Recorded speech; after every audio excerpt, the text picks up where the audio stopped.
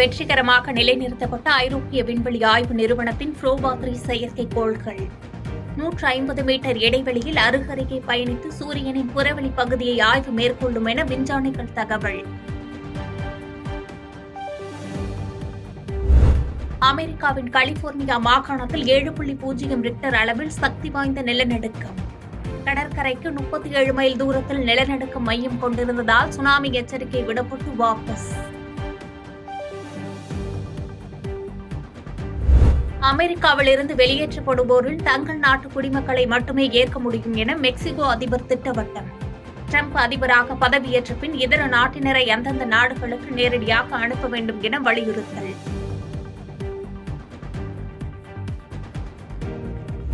டெல்லியில் பிரதமர் நரேந்திர மோடியுடன் பூட்டான் மன்னர் வாங்சுக் சந்திப்பு. இரு நாடுகளுக்கும் இடையேயான உறவில் தனித்துவமான மற்றும் நீடித்த ஒத்துழைப்பை எதிர்நோக்குவதாக பிரதமர் மோடி வலைதள பதிவு.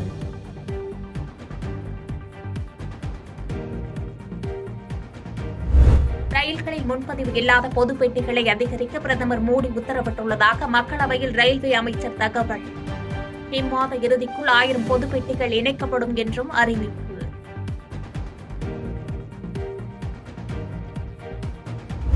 ஊழலில் ஈடுபடும் சாலைப்பணி ஒப்பந்ததாரர்கள் மீது கடும் நடவடிக்கை எடுக்கப்படும் என மத்திய அமைச்சர் நிதின் கட்கரி தகவல். நாடாளுமன்ற மக்களவையில் சாலை பாதுகாப்பு தொடர்பாக எழுப்பப்பட்ட கேள்விக்கு பதில்.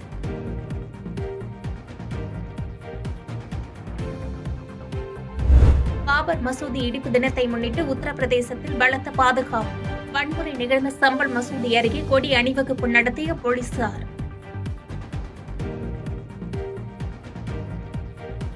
திருவெண்ணைநல்லூர் அருகே வெள்ளத்தால் பாதிக்கப்பட்ட இடத்தை பார்வையிட சென்ற அமைச்சர் பொன்முடி மீது சேற்றை அள்ளி வீசிய விவகாரம். இருவேல்பட்டு கிராமத்தை சேர்ந்த 2 பேர் மீது போலீசார் வழக்கு பதிவு.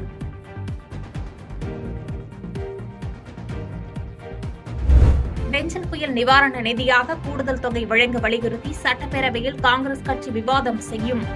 வானிலை பாதிப்புகளை குறித்து தமிழக அரசிடம் முறையாக மத்திய அரசு தெரிவிக்காததால் உயிரிழப்புகள் நேர்ந்ததாக தமிழ்நாடு காங்கிரஸ் கமிட்டி தலைவர் செல்வப்பிரதகை குற்றச்சாட்டு. நிவாரணம் என்பது உடனடி நிவாரணம். அவர்கள் மீண்டு வருவதற்கான 2000 ரூபாய் என்பது வீடு போயிருந்தால் வீடு கட்டி தருவது, ஆடு மாடுகள் அடித்து போயிருந்தால் ஆடு மாடுகளை மீண்டும் வாங்கி தருவது, அவருடைய பொருட்கள் சேதமாகியிருந்தால் பொருட்களுக்கான இணையான தொகையை கொடுப்பது என்பதை பற்றி காங்கிரஸ் பேர் இயக்கம் வலியுறுத்தும். 9ஆம் தேதி சட்டப்பேரவையில் இது பற்றி நாங்கள் விவாதம் செய்ய.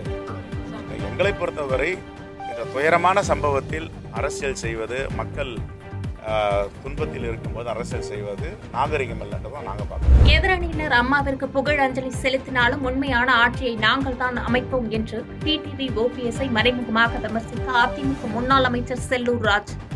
எம்ஜிஆர் ஜெயலலிதா ஆட்சியை மீண்டும் தமிழகத்தில் கொண்டுவர ஒரே தகுதி எடப்பாடியாரிடம்தான் உள்ளது எனவும் மதுரையில் பேட்டி.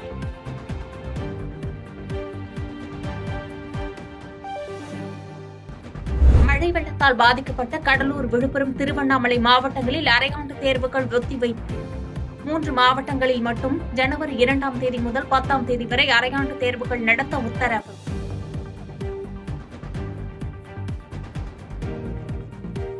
விருத்தாசலம் மணிமுத்தாற்றில் இயற்கை உபாதை கழிக்க சென்ற பள்ளி சிறுவன் ஆற்று நீரில் அடித்து செல்லப்பட்டதால் பரபரப்பு. நீண்ட நேர போராட்டத்திற்கு பின்பு தீயணைப்புத் துறையினர் சிறுவனை சடலமாக மீட்டனர். மழை வெள்ள பாதிப்புகள் குறித்து கணக்கெடுக்கும் பணி தொடங்கியுள்ளதாக கடலூர் மாவட்ட ஆட்சித்தலைவர் சி.பி. ஆதித்ய செந்தில்குமார் தகவல். வெள்ளப்பெருக்கின் காரணமாக விவசாய நிலங்களில் ஏற்பட்டுள்ள மணல் குவியல்களை அகற்ற தகுந்த நடவடிக்கை எடுக்கப்படும் என்று உறுதி.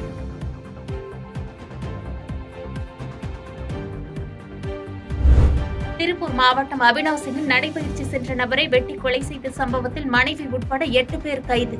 கள்ளக்காதலை அறிந்து கணவன் கண்டித்ததால் மனைவி கூலி ஆட்களை வைத்து தீர்த்து கட்டியது விசாரணையில் அம்பலம்.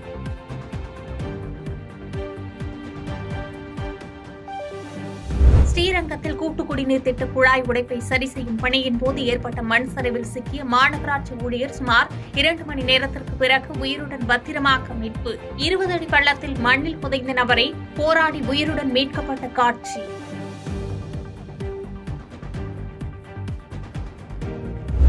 மயிலாடுதுறை மாவட்டம் திருக்கடையூர் அமிர்தகடேஸ்வரர் கோவிலில் 3 கோடி ரூபாய் செலவில் வெள்ளி ரதம் செய்யப்பட்டு ஆலய பிரகாரத்தில் வெள்ளோட்டம். தருமபுரி ஆதீனம் உள்ளிட்ட பல்வேறு ஆதீனங்கள் இதில் பங்கேற்று சிறப்பித்தனர்.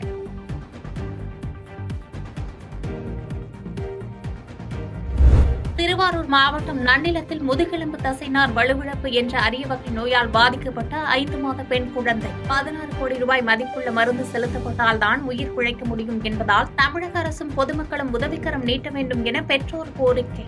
இப்போ நாம ஒரு மிடில் கிளாஸ் ஃபேமிலி தான், பெரிய ஒரு பேக்ரவுண்ட் கிடையாது. அஸ் அ மிடில் கிளாஸ் ஃபேமிலியோ 16 கோடி ஒரு குழந்தைக்கு ட்ரீட்மெண்ட் செலவு அப்படின்னும் போது அதை எங்களால் தாங்கிக்கவே முடியல, யாராலையும் அது அக்செப்ட் பண்ணிக்கவே முடியல.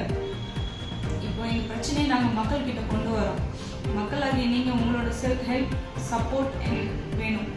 இப்போ நாங்கள் போடுற போஸ்ட் நீங்கள் உங்கள் ஃப்ரெண்ட்ஸ்க்கு பப்ளிக்கு நீங்கள் கொண்டு போய் சேர்க்கணும். அதுக்காக உங்களால் முடிஞ்ச அளவுக்கு நீங்கள் எங்களுக்கு டொனேட் பண்ணுங்கள். வளிமண்டல சுழற்சி காரணமாக தமிழகத்தில் இன்றும் நாளையும் ஒரு சில இடங்களில் இடி மின்னலுடன் மழை பெய்ய வாய்ப்பு. சென்னை மற்றும் புறநகரின் ஒரு சில இடங்களில் இடி மின்னலுடன் லேசானது அல்லது மிதமான மழை பெய்யக்கூடும் என வானிலை மையம் கணிப்பு.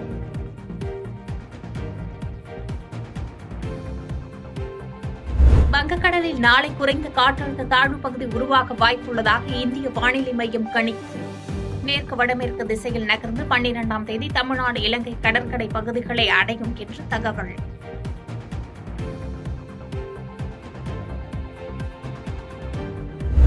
இந்தியா ஆஸ்திரேலியா அணிகளுக்கு இடையே 2வது டெஸ்ட் அடிலைடில் இன்று தொடக்கம். இந்திய அணியின் வெற்றி தொடருமா என ரசிகர்கள் எதிர்பார்ப்பு.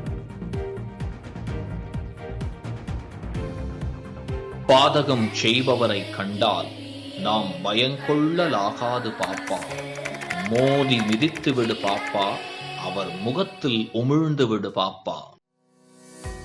அண்மை செய்திகளை உடனுக்குடன் தெரிந்து கொள்ள இணைந்திருங்கள் இயம்நாடு தொலைக்காட்சியுடன்.